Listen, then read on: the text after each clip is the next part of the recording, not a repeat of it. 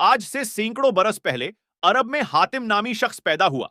वो इतना सखी था कि उसकी सखावत के किस्से दुनिया भर में मशहूर थे। उसके दरवाजे पर जो शख्स भी आया अपनी जरूरत पूरी करके गया। कहते हैं उसे अपने एक घोड़े से बहुत प्यार था। घोड़ा भी अपने मालिक का वफादार था। एक रोज आधी रात के करीब उसके घर में चंद मेहमान आ गए। इत्तेफाक की बात कि इस वक्त हातिम के पास अपने मेहमानों की दावत के लिए कुछ नहीं था और रात के वक्त उसका इंतजाम भी बहुत मुश्किल था। हातिम ताई ने अपना पसंदीदा घोड़ा जबह करके मेहमानों की दावत कर डाली और मेहमान नवाजी की लाज रख ली। एक मर्तबा उसने अरब के सरदारों की दावत की। उस रोज 40 ऊंट जबह किए गए। दावत खत्म हुई। सरदार आपस में इधर उधर की बातें करने लगे। दावत खत्म हुई तो सरदार हातिम ताई सखावत के मुतालिक बोलने लगी। एक सरदार ने कहा, हातिम जैसा फराग दिल आज तक पैदा नहीं हुआ और ना होगा। क्यों ना यह सवाल हातिम से क्या जाए। एक और सरदार ने कहा। चनांचे हातिम ताई से पूछा गया कि क्या उसने अपने से ज्यादा किसी सख्ती और अजीम इंसान देखा है। हातिम काफी देर तक सोचता रहा और फिर मुस्कुराकर बोला, ज्यादा मालो दौलत लिटाने का नाम सखावत नहीं।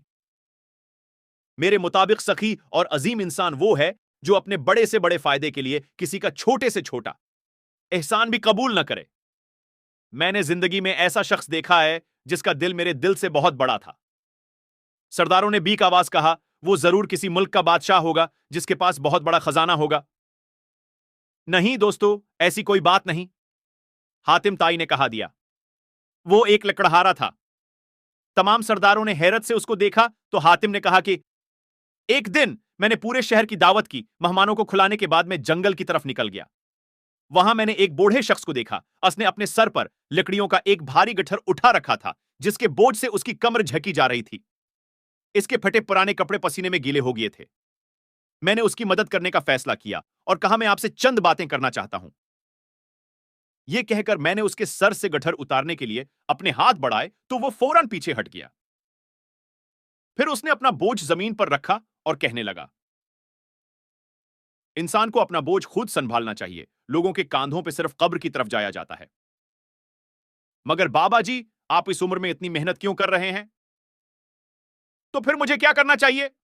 इस गैरतमंद लकड़हारे ने मुस्कुराते हुए पूछा।